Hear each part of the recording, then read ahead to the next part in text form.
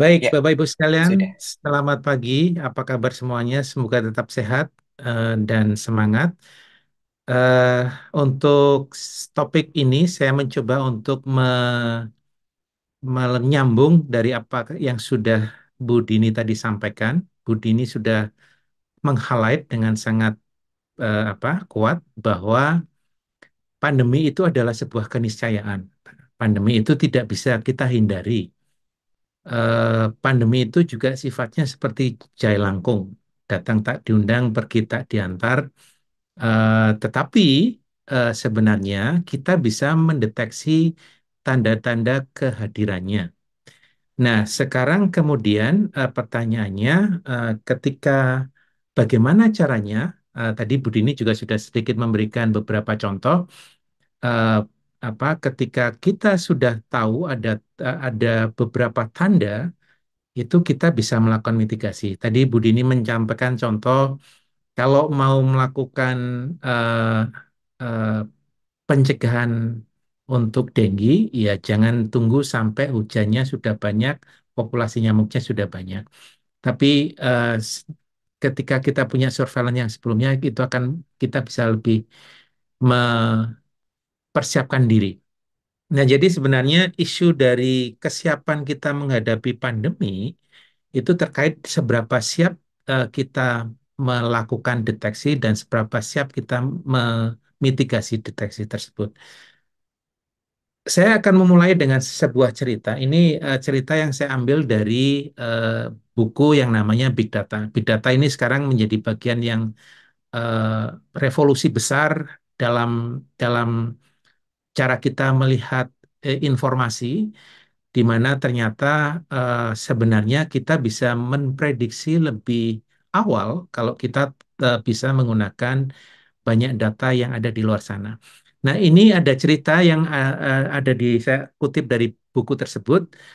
Mohon maaf masih dalam bahasa Inggris, tetapi intinya secara singkat, ini ada seorang bapak, dia datang ke Target. Target itu semacam hypermart, toko chain retail yang besar di Amerika. Dan dia marah-marah pada manajer tokonya karena dia tersinggung bahwa toko tersebut mengirim email kepada anak gadis remajanya yang masih SMA, dan email tersebut berisi promosi tawaran eh, potongan kupon terkait dengan eh, baju untuk bayi dan beberapa hal dengan items-items untuk perawatan bayi. Nah, dia marah karena dia tahu bahwa karena dia anaknya masih SMA, masih gadis dan sebagainya. Terus dia menuduh bahwa target itu sebenarnya mencoba mengsugesti agar melakukan premarital sex dan sebagainya. Nah, itu kejadiannya. Nah, berapa lama kemudian ketika manajer mencoba untuk melihat datanya dan kemudian menelpon kembali ke orang tersebut, eh, ketika ditelepon ternyata dia sudah tidak marah lagi, bahkan merasa bersalah. Dia mengaku bahwa sudah berbicara dengan anak gadisnya dan ternyata dia mengatakan bahwa ada some activities di rumahnya yang dia tidak ketahui, dan dia bilang bahwa HPL anak gadis remajanya itu bulan Agustus besok. Jadi kita bisa melihat bahkan eh, target ini yang merupakan toko, dia bisa memprediksi ada seseorang yang bahkan orang terdekatnya tidak tahu bahwa dia membutuhkan hal-hal tersebut. Nah, sebenarnya inti dari surveillance itu adalah seperti ini. Bagaimana kita bisa sedini mungkin bisa memprediksi apa yang akan terjadi ke depannya.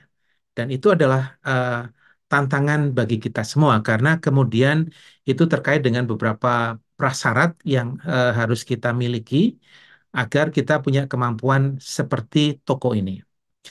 Nah, belajar dari COVID kemarin, tadi Bu Dini juga sudah banyak mendiskusikan tentang hal itu. Kita tahu bahwa banyak banyak institusi yang kemudian mencoba mengumpulkan data, kemudian melakukan prediksi, kemudian ada macam-macam.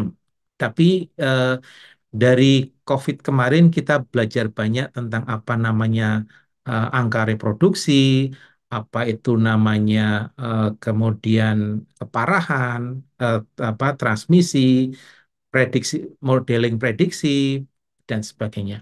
Ternyata kita bisa memprediksi penyakit bahkan sebelum event itu terjadi. Nah, ini kelebihan yang teknologi yang ada saat ini sudah mampu membuat kita melakukan hal-hal yang dulu hanya bisa dilakukan oleh orang-orang pintar atau peramal. Nah, sekarang dengan adanya teknologi dan ilmu pengetahuan itu sudah bisa kita lakukan. Dan tadi Bu Dini sudah meng-highlight, tidak apa eh, pandemi akan terjadi, pasti terjadi.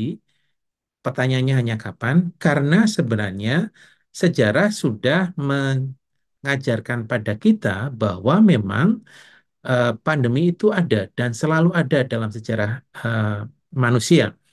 Bahkan sejarah sudah mencatat itu sebelum eh, tahun Masehi, sebelum eh, 0 tahun itu juga sudah ada pandemi yang tercatat di wilayah Romawi misalnya. Jadi kembali bahwa jangan berharap bahwa tidak akan ada pandemi lagi, tetapi yang lebih baik adalah eh, bersiap-siap untuk menghadapi pandemi berikutnya. Nah, saya ingin sedikit memberikan beberapa eh, gambaran dan juga pengalaman yang sudah kami lakukan ketika kita mencoba untuk menggunakan berbagai macam data terkait dengan prediksi penyakit, terutama selama pandemi COVID. Nah, satu apa dan juga beberapa hal yang sudah ada. Nah, salah satu yang menjadi eh, pendekatan penting dalam surveillance maupun pengendalian penyakit adalah pendekatan One Health. Nah, One Health itu merupakan pendekatan di mana sebenarnya eh, kesehatan manusia, pada akhirnya endpoint-nya adalah manusia, itu sangat terkait kuat dengan kesehatan eh, hewan maupun kesehatan lingkungannya. Karena kalau kita belajar tentang segitiga epidemiologi, kita tahu ada patogen, ada host, ada environment. Hostnya itu bisa hewan maupun manusia, patogennya itu bisa ada hidup di antara hewan manusia, dan hewan dan manusia itu sama-sama tinggal di dalam lingkungan. Sehingga melakukan agar kita lebih efektif mengendalikan masalah kesehatan manusia, kita juga harus memperhatikan masalah kesehatan hewan maupun masalah lingkungan yang ada.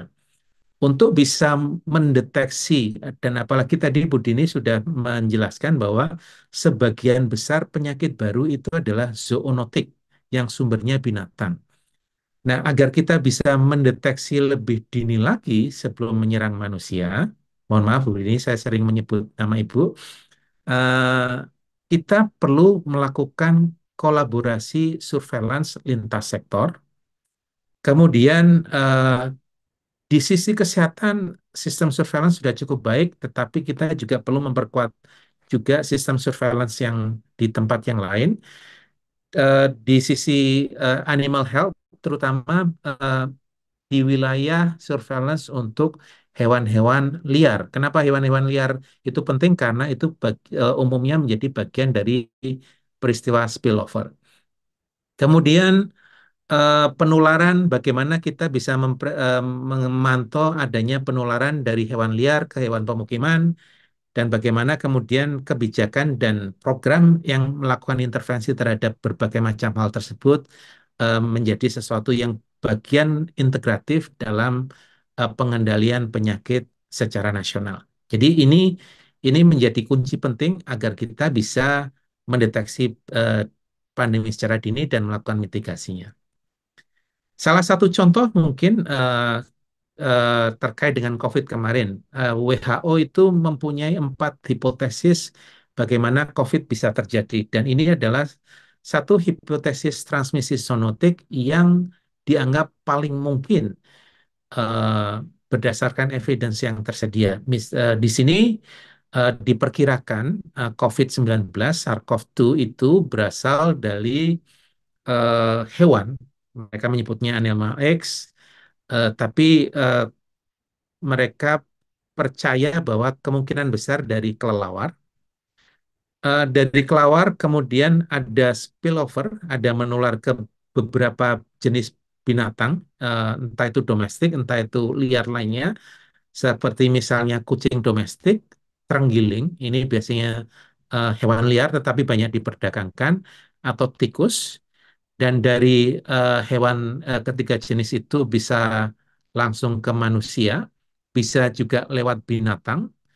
Kemudian bisa ada mungkin mutasi, ini adalah peristiwa mutasi eh, di dalam ketiga ini sehingga semakin semakin bisa apa kompatibel dengan manusia. Kenapa ketiga jenis binatang ini? Karena di ketiga jenis binatang ini mempunyai reseptor yang juga dimiliki oleh manusia dan ada kemungkinan mixing di dalam hewan tersebut. Jadi kalau kita ingin mendeteksi adanya pandemi, maka bagaimana kita bisa mengamati peristiwa spillover. Nah, ini peristiwa spillover ini adalah hal yang penting dalam kita mencegah secara dini. Nah, itu yang tadi dijelaskan oleh Bu Dini terkait dengan salah satu aplikasi surveillance One Health, SIZE yang ini. Ada juga platform yang lain yang dikembangkan oleh FAO misalnya, ini lebih lintas negara, lintas benua. Kemudian di sisi kementerian juga sudah mengadopsi apa eh, framework kolaboratif surveillance. Kemudian menjadi salah satu kunci penting lagi adalah mengamati mobilitas lintas benua, lintas negara, lintas batas. Kenapa begitu? Kita bisa lihat bahwa awal eh, kejadian COVID itu ada di Wuhan, tetapi kemudian dia menular karena adanya eh, eh, mobilitas lintas negara. Dan mobilitas lintas negara saat ini menjadi salah satu faktor penting bagi adanya eh, faktor risiko penting terjadinya pandemi karena saat ini animasi ini adalah satu titik gambar satu pesawat dalam waktu 24 jam yang Bapak Ibu bisa lihat melakukan penerbangan antar negara, antar benua, dan perharinya itu ada lebih dari 100.000 penerbangan. Dan kota-kota besar yang ada di dunia itu bisa dijangkau dalam waktu 36 jam penerbangan. Jadi bisa dibayangkan misalnya kalau saat ini saya ketemu orang yang terinfeksi COVID atau terinfeksi penyakit apapun yang baru, saya kemudian masih sehat, kebetulan saya punya jadwal penerbangan nanti malam, eh, kalau seandainya dan sebagian besar penyakit itu ya, apa masa inkubasinya itu lebih dari 48 jam, maka ketika kita masuk ke negara yang lain, maka eh, kita tidak bisa dideteksi. Dan itu menjadi sumber penularan penting karena deteksi dini di negara tersebut sulit untuk bisa mendapatkan orang yang memang masih belum punya gejala. Nah, dengan adanya mobilitas yang sangat masif lintas benua, lintas apa secara global, juga eh, kecepatan mobilitas yang jauh lebih pendek dibandingkan masa inkubasi penyakit, tentu saja itu menjadi salah satu penyebab kenapa eh, pandemi itu tidak bisa dihindari. Kalau kita mau menghindari pandemi, ya kita harus menghentikan seluruh mobilitas, dan itu tidak mungkin terjadi saat ini. Nah, karena itu maka kita perlu mencari cara agar kita bisa mendeteksi kejadian-kejadian mendeteksi tanda-tanda terjadinya pandemi itu jauh sebelum hal tersebut terjadi. Kami di Pusat Kedokteran Tropis FKKMK UGM eh, apa mempunyai beberapa pengalaman untuk mencoba menggunakan data-data mobilitas misalnya untuk memprediksi penyakit. Salah satu yang sudah pernah kami publikasi terkait bagaimana kita bisa menggunakan mobilitas lokal untuk memprediksi kejadian transmisi penyakit COVID. Ini sudah kami publish di jurnal itu, dan ini eh, hasil utamanya.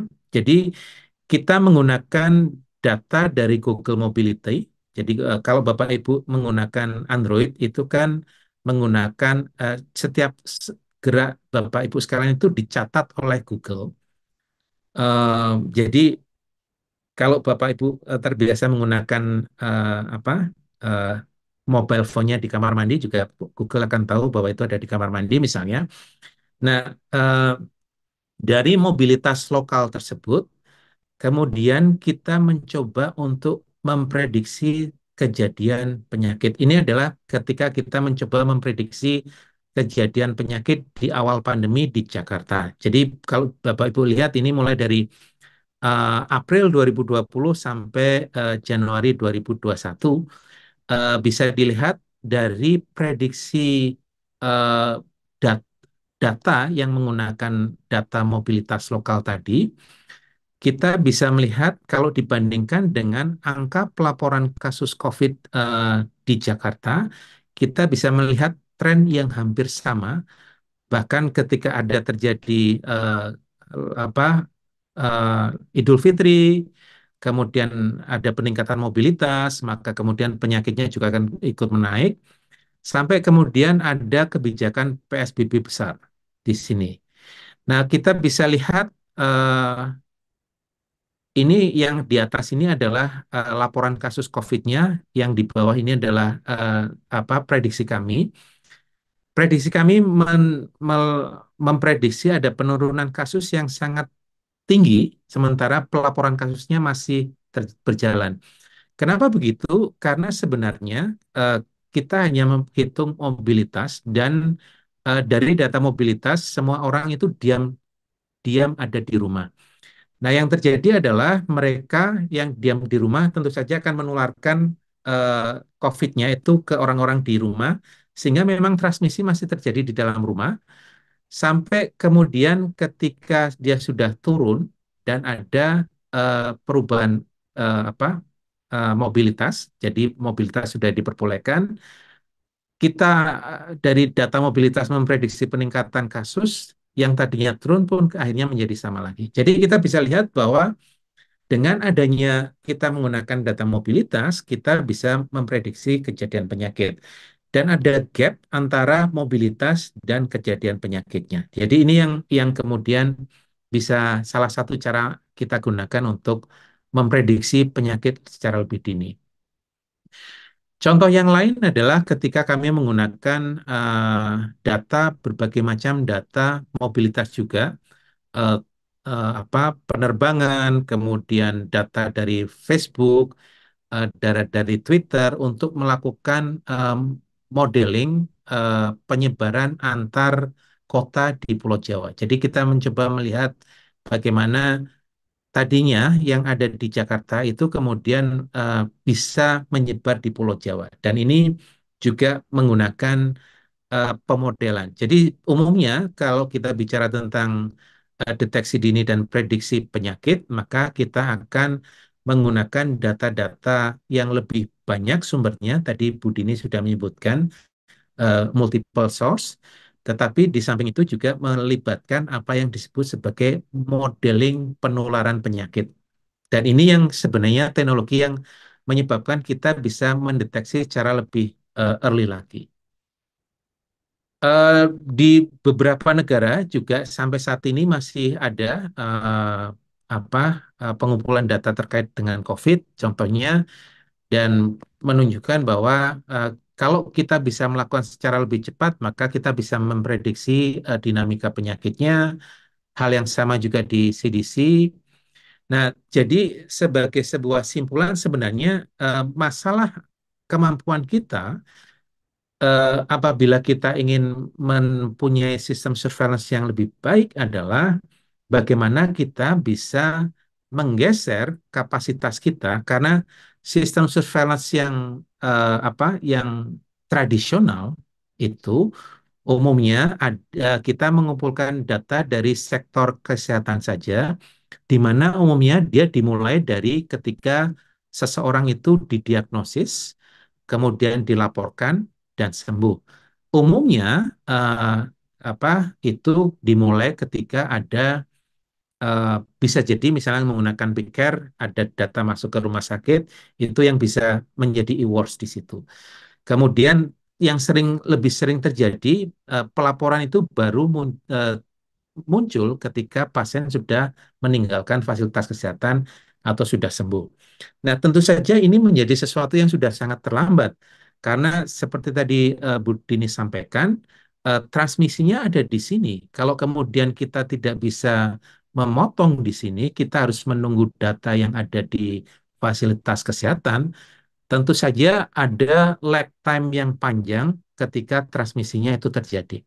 Sehingga tantangan terkait dengan deteksi dini surveillance itu bagaimana menggeser kapasitas surveillance kita dari yang tadinya ada di sini, kemudian bergeser bisa sampai bahkan mungkin sebelum transmisi terjadi. Nah, ini yang kemudian membutuhkan eh, apa data-data dari sumber di luar sektor kesehatan. Multiple sources itu yang perlu kita pastikan kita gunakan untuk itu. Kalau ini kita bisa lakukan, tentu saja kita akan bisa lebih cepat lagi untuk melakukan mitigasi. Tantangan berikutnya, eh, data yang multiple itu harus eh, dilakukan modeling, ada prasyarat teknologi, prasyarat pengetahuan, agar dia bisa menghasilkan prediksi yang sensitif dan akurat. Nah, oleh karena itu maka ada sebuah inisiatif global yang yang dibuat oleh Kanada, York University untuk mencoba menggunakan teknologi yang ada saat ini yaitu artificial intelligence untuk bisa memprediksi adanya eh, kemungkinan pandemi berikutnya. Nah, ini yang saat ini sedang kami di Pusat Kedokteran Tropis sedang mencoba bekerja sama dengan timnya Budini untuk mengembangkan model agar kita bisa lebih eh, advance lagi menggunakan sumber-sumber data besar yang ada di luar sana, memberikan kapasitas artificial intelligence sehingga bisa memprediksi lebih baik kejadian outbreak maupun pandemi tersebut. Nah, bagaimana caranya? Caranya sebenarnya tadi kita sudah memberikan beberapa contoh. Kita akan menggunakan berbagai macam data besar di luar sana, data mobilitas, data cuaca, data dari sosial media, data dari size misalnya. Kemudian dengan menggunakan algoritma AI yang akan kita coba kembangkan, kita akan me, apa on top of uh, e-works platform yang sudah ada, itu akan dikombinasikan dengan data yang besar sana agar kita bisa memberikan early warning yang lebih dini lagi. Jadi ini apa yang sedang kami coba kembangkan. Harapannya kalau ini bisa model ini bisa berhasil mendeteksi kejadian potensi outbreak lebih dini, kita bisa melakukan mitigasi secara lebih cepat, maka eh, jumlah kasus atau bahkan kejadian tersebut bisa kita minimalisir atau bahkan sebelum ada kasusnya kita sudah bisa menghentikan transmisi yang ada di situ. Itu dari saya, Mas Irwan. Semoga ini bisa memberikan gambaran bagaimana saat ini surveillance bergerak, berkembang dari surveillance yang tadinya tradisional ada di eh, sektor kesehatan saja, kemudian sekarang agar mampu lebih responsif lagi melakukan deteksi dini dan melakukan pencegahan outbreak dan pandemi berikutnya, kita mencoba untuk membuat kapasitas deteksinya menjadi lebih early lagi, bahkan ketika sebelum transmisi terjadi. Terima kasih atas waktunya dan saya kembalikan kepada moderator.